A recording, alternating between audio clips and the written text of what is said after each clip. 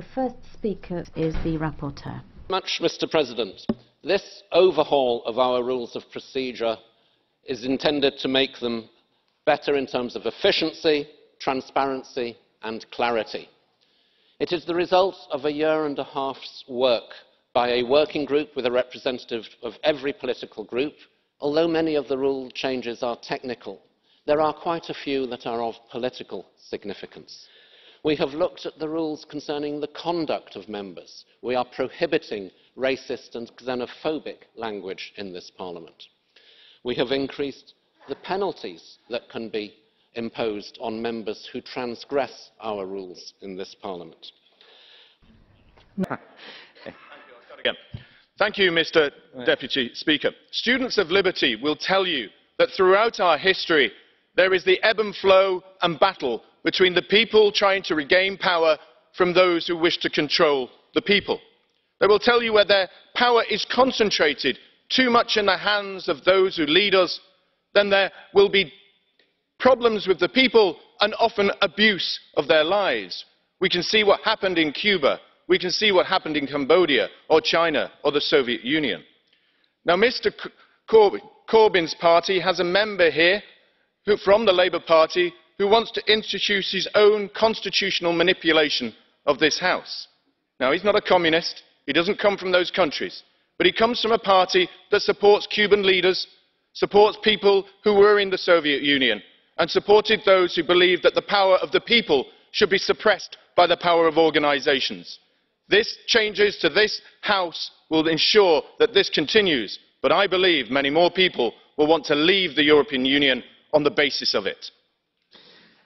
So revision is something very important of the rules of procedure because it will have, as a result, the more smooth functioning of the Parliament. However, some of the changes which have been proposed affect considerably and limit, to a certain extent, create rather limitations as far as for the freedom of thought, which is something which ought to be part of our lives here within the European Parliament for members of the European Parliament. Furthermore, it makes certain impositions with regard to the questions that we can pose to the committee, or to the Commission rather. How can an MEP pose questions to the Commission and receive responses, issues that concern one's home country, and really not receive the proper responses or not be able to further question in order to have these responses fulfilled. So I think it's very important for certain criteria to be set up. I think indeed this is an effort to shut down an opposition, to silence an opposition, because perhaps the Commission doesn't want to hear some of these particular utterings that the opposition has to say. Thank you. Thank you very much. I too will protest, along with other colleagues, that it's totally unacceptable to have a limitation of the activities of members of the European Parliament, and particularly upon the questions procedure, the questions that we are allowed to pose in order to check, to monitor the Commission, to see what's going on in our countries, to express our concerns, to express the concerns of our constituents. So this limitation of the number of questions is unacceptable. Secondly, there's a system in the Parliament which controls the correctness of questions, and certain questions can't be posed. I was sent a message by the services recently that said, we would suggest that you redraft your action question. In other words, they didn't like the question that I was going to pose. We're going to make the questions, and if there is somebody who's going to respond to those questions, it will be the Commission, not the services of the Parliament, that should respond or comment on the quality of the questions that we ask. Thank you very much. Ferreira. Thank you very much, Mr. President.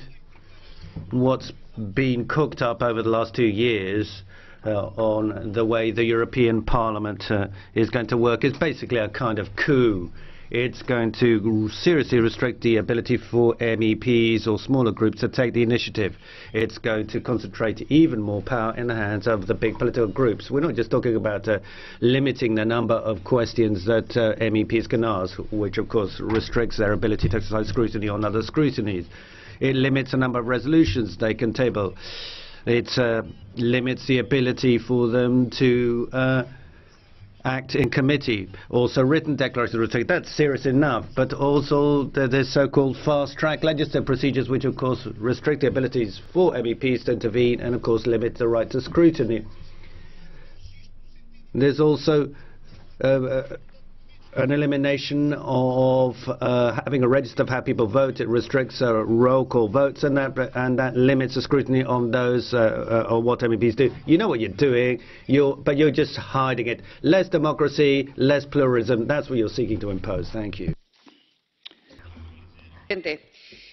Mrs. Lopez Bermejo, I voted no because the Corbett report is an attack on pluralism, to transparency and democracy, which increases the distance between this Parliament and the European people. The big groups have agreed to silence the critical voices. They've limited the right to amend, submit questions and generally participate in parliamentary debate. And so as to cover their tracks, they've also reduced the number of debates and transparency in voting. The new rules of procedure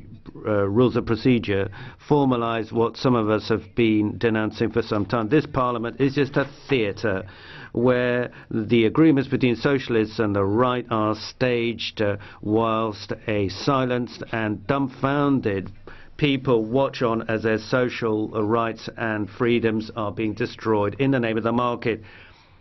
The European Union isn't going to survive this democratic regression. And now for 1 minute, Eleonora Forenza. I think we have to protect always the freedom of someone who thinks differently. And, you know, apparently this Parliament hasn't learnt the lesson from the Italian referendum. The people of Europe are saying no. They don't just want a pace of ratification for major coalitions or the majority, as we have here in this Parliament, those who have written the austerity policies. We need more, not less, democracy. We need to throw open the windows of this Parliament to be able to listen and hear the call from our citizens and from society. And limiting time for debate obviously means doing the exact opposite of that. Yes, thank you very much, President. I voted against the changes to the rules of procedure because even if we had fewer powers and competences in the past, now we're going to further reduce our decision-making power, limiting the number of questions we can put to the Commission, limiting the possibility to amend texts with which we don't agree, and also limiting the position of the European Parliament vis-à-vis the Council when it comes to negotiations. At the same time, it's a reform on the part of the Grand Coalition, where only the issues which are of interest to them and the larger political groups are going to be dealt with. And this means that a block is going to be put in the way of the work that we're doing, and those of us who are trying to do something about workers' rights and immigration, we're being halted in our tracks. So this is a bad day for European democracy and a bad day for European citizens. And what we want is a Europe that represents. Thank you, Mr. President. Some of the founding principles of the European Union includes equality of all citizens. It means that all votes, the votes of all citizens, are of equal weight. Therefore, the people they elect have the same rights. They are all equal and should be equal in this out. They should all enjoy the same rights. But that's what real democracy is. But this report shows complete disrespect for democracy, as described. It's a shameless rubber stamping of the worst kind of political deal-making, backroom deals. I never thought that the European Parliament would be the only directly elected institution of the European Union that would contribute to beef up the Democrat deficit.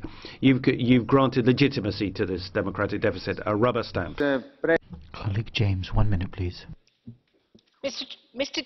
Deputy Chairman, thank you very much. Now, in the past few months, I've sat on the committee that produced this report, and I've witnessed the final stages of the work which has been done and which we voted on this morning, supposedly to make the Parliament function better for the states that wish to remain members of the European Union and be governed by the body in the years to come.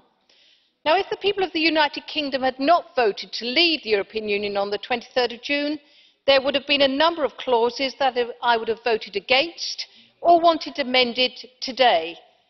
However, I chose to abstain almost constantly throughout and only voted against at the very end, since I do not believe in more Europe, I do not believe in more EU control, and I felt the report was fundamentally flawed.